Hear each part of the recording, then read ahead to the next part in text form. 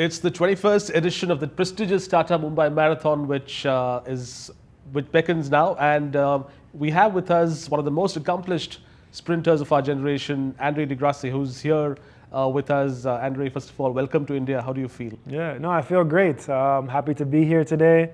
I'm excited to be here for the Tata Mumbai Marathon and be the international event ambassador, and I look forward to the race on Sunday. So I'm very excited. Right, and just looking at your amazing career so far, with 7 Olympic medals, including 2 gold. How do you see your entire Olympic journey up until now? Yeah, I mean, I feel like I've had a great run. I'm looking forward to probably doing one more Olympics in 2028, LA Olympics, before it's all said and done. But yeah, I've had a lot of success. Coming into my first games in Rio, all the way to Tokyo, to Paris. So I'm just happy that I've had such great opportunities to represent my country at the highest level. And not a lot of people even get 3 Olympics. So I'm very grateful and very thankful to be able to do that. And I'm hoping, like I said, to, get one more. So that's the plan. Right, amazing. Which Olympics, in your opinion, was the most memorable one for you? You've had your experiences, so if you could recollect and say which was the most memorable one. That's a great question. I mean, all of them have a special place in my heart. I mean, it's hard to say which one is the top ranked. But if I had to choose, and I would say probably Tokyo 2020. I mean, I won my first gold medal on the 200 meters. And that was a special moment. But I mean, all of them have been so special. I mean, Paris, winning the 4x1 with my team, my first one, 2016, racing against Usain Bolt. So all of them hold such a special place in my heart. But yeah, I would say if I had to choose, yeah, maybe Tokyo, but just by a little bit. Just a little bit, yeah. And I was just doing a bit of research on your career, Andre, and I just figured that you're the first Canadian sprinter to win 3 medals in a single Olympics. And it happened at Tokyo in 2020. What makes it even more incredible is your 200 meters gold at Tokyo, which is the first track gold for Canada in 25 years. And the first 200 meters gold for Canada in 93 years. Yeah, yeah. So it was an incredible achievement, winning that gold in the 200s. Yeah, no, it was what was running through your mind when you did that, actually? Yeah, I was in shock. I was a little bit in disbelief. It felt like an unreal moment because you train so hard, you work so hard to be able to accomplish that, and for it to finally happen, it didn't really sink in at that moment. I think the next day, when I got my actual medal on the podium and I heard the national anthem, that's when I'm like, oh wow, I actually did it. So for me, that was really just a special moment for me. I was so happy. I was so excited. My family, my friends, they're all texting me, calling me. So yeah, that was just a dream, a dream come true for me. So I mean, to be able to do that on a high level, and it's been a long time since anybody has done that in Canada, and then to be able to create history like that. I couldn't ask for any more, so I'm just really grateful, and for everybody, not just myself, but everybody that's helped me get there to that moment. Right. And what kind of preparation went into that Olympics? I mean, if you could recollect, what was the kind of training you had, or what kind of mindset were you in at that point of time? Yeah, no, the training at that time, it was very intense. I had to go away from my family for a long time. We did a training camp in Europe. We spent a lot of time there, 2-3 months, then, having to go to Tokyo and spend some more time there. So yeah, we were just training 6 days a week at the track, 5, 6, 7 hours a day. So that was a pretty intense moment, intense time from in my career, but I knew it was going to be I had to do something special. I had to make sure that I had all the pieces together, my team, my physio, my coach, everybody just in my corner helping me to get there, because I felt like I was in great shape. I felt like this was the time for me to do something special. I had just ran a personal best previous to the Tokyo Olympics. I was winning diamond leagues. I was winning major meets. So I felt like I was ready to go, and I didn't want to miss that moment. So that was kind of a special time for me during that year, and especially during a pandemic. During that time, I had to make sure that I was just focused at all times. Right. And how much of a role did your coach play during that period? know, when Yeah. you were so successful and, you know, you're winning pretty much everything? Yeah, my coach, you know, my physio, my doctor, just my whole team. Like everybody played a big role in helping me get to that moment. You know, they're just like, Andre, you know, this is the time. You're running these amazing times in practice. Now you got to go out there and show the world and prove Execute, it. yeah. And yes, and execute. So, you know, I didn't want to let them down because, you know, we put in all this hard work, put in all this training. And yeah, I mean, it all came together at the right time. So, I mean, I was super happy, super excited. And yeah, it was just really just a special time. I remember that year, it was definitely, the training was very hard. It was very rough, but it all paid off in the end. And just 4 years before that, I mean, I think 2016 Rio Olympics, you ran the legendary Usain Bolt pretty close, and both of you, you know, that famous picture of both of you grinning at each other. Just tell me a little bit about that and how was that moment? Yeah, I remember. So that moment was, yeah, it was special because first of all, at that time, you know, social media was now taking off, but I wasn't really on social media. I was just kind of just focused on my race. So I didn't even know that was going on at that time until like afterwards, and then I saw the Went pictures. absolutely viral. Yeah, so I didn't even know, but I remember just even before that race, like my coach was telling me, you know, hey, Andre, you need to qualify top 2 to make it to the finals. He's like, just do enough to get to the finals, you know, run a hard 150 meters and just see where you're at. Look around, make sure you're okay. He's like, obviously you have Usain Bolt in your heat, so you need to like push it a little bit because, you know, he's going to be running hard. And yeah, so I remember I just coming off that turn and I got about 160, 170 in, and I only saw Usain Bolt there on the side of me, and I saw nobody else, and I was like, oh, like, well, time to like kind of save some energy for the finals. So I looked around, and of course, he's doing the same thing, looking around as well.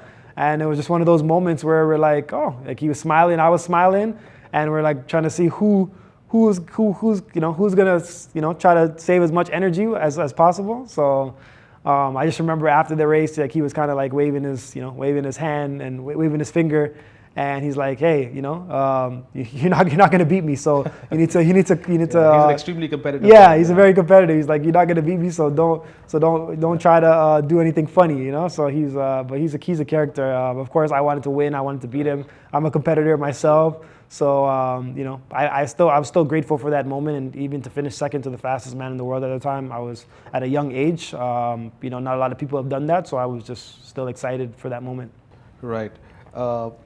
Just talking about Bolt, Andre, you know, what is it that makes him so special? What do you look up to when it comes to Bolt? What is it? Yeah, I mean, he's an outlier. I mean, he's 6'6", 6'7", I believe. I remember the first time I raced him in 2014. You know, watching him on TV as a young kid in 2008, 2012 at the Beijing or London Olympics, you know, you don't realize as a kid, how tall a person is. But now, 2 years later in 2014 at the Commonwealth Games, I'm lining up beside him in a 4x100 meter relay. And I'm looking up and I'm like, oh, wow, this guy's pretty tall. This guy's like a basketball player almost, you know? So I was like pretty nervous at that time racing against him.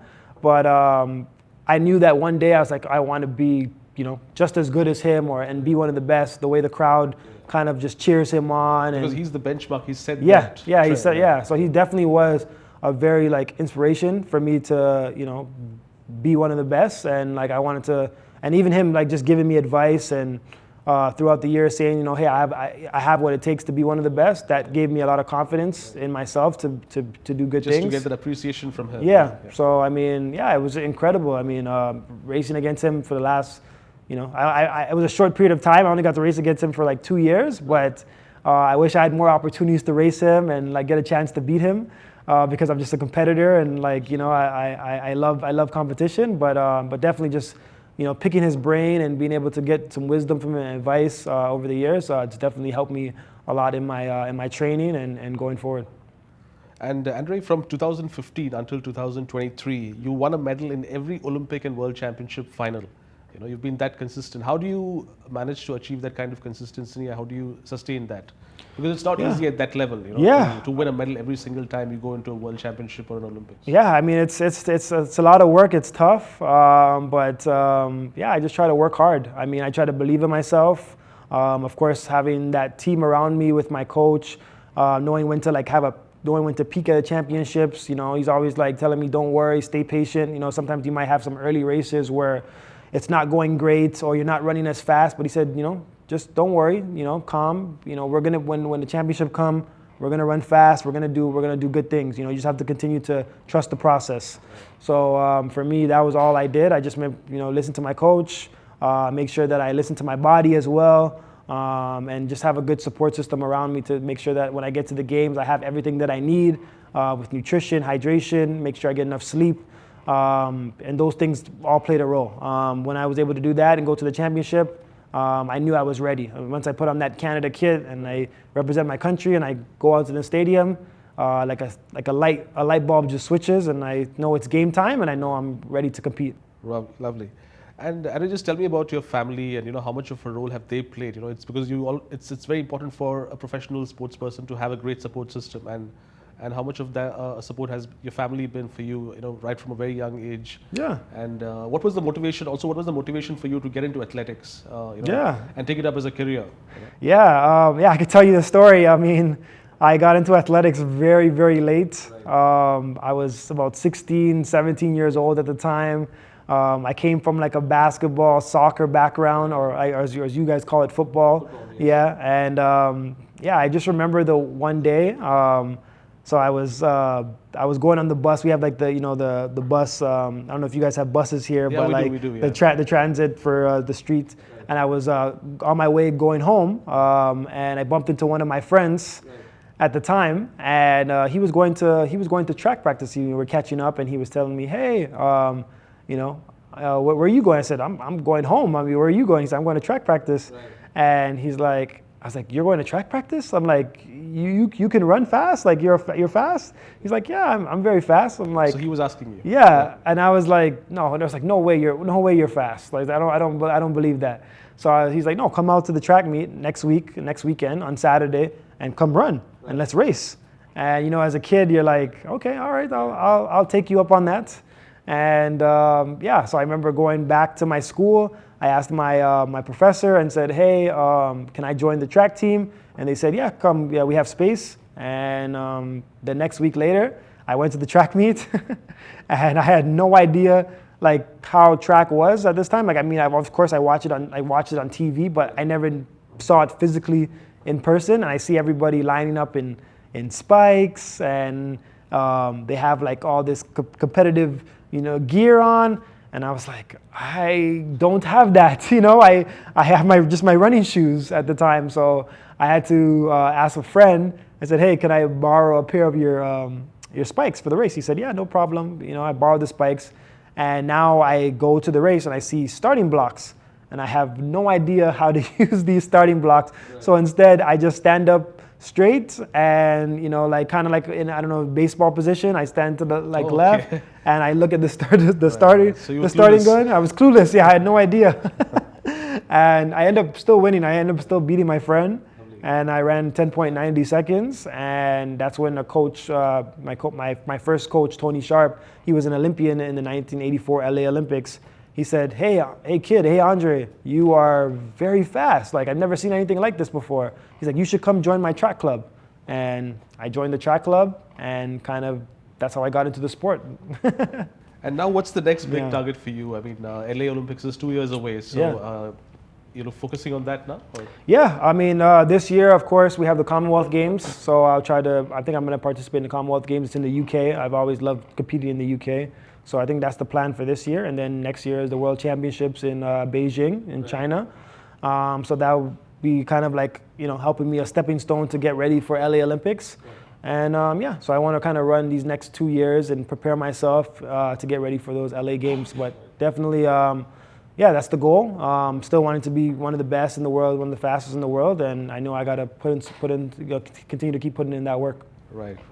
And how's your training and preparation going for the World Championships, for the Olympics? Training's been going good so far. The important thing right now is health. Health is wealth.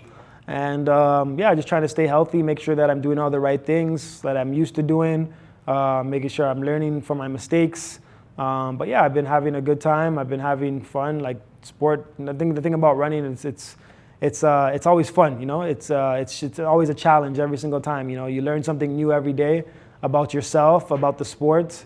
and that's what keeps you on your toes. So for me, I mean, I've been having great success, of course, like you said, and I want to continue to keep doing that. Andre, in every athlete's life, there's always a period when you have those injury issues, and you had the same as well. You had that 2-year break. How did you cope with that? How was that for you? Yeah, that was tough. I thought about quitting a lot of times, and quitting the sport, and not knowing that if I would ever be the same athlete again, thinking that it's over, as we would say, it's done, and kind of think about doing something else at the time. But I think, like I said, my support system never let me quit. They said, we're going to figure this out. We're going to help you. We're going to help you get back. We're going to see different doctors. You're going to, do the rehab, and you're going to have to trust the process. So every day I would do that. I would, of course, take 1 step forward, 2 steps back, and eventually I got better and better and better. And then, of course, it took a while. It took a 2-year period to figure that out. But then eventually the next following year in 2019, I was able to get back on the podium and in Doha and win a 100-meter and 200-meter medal. Right.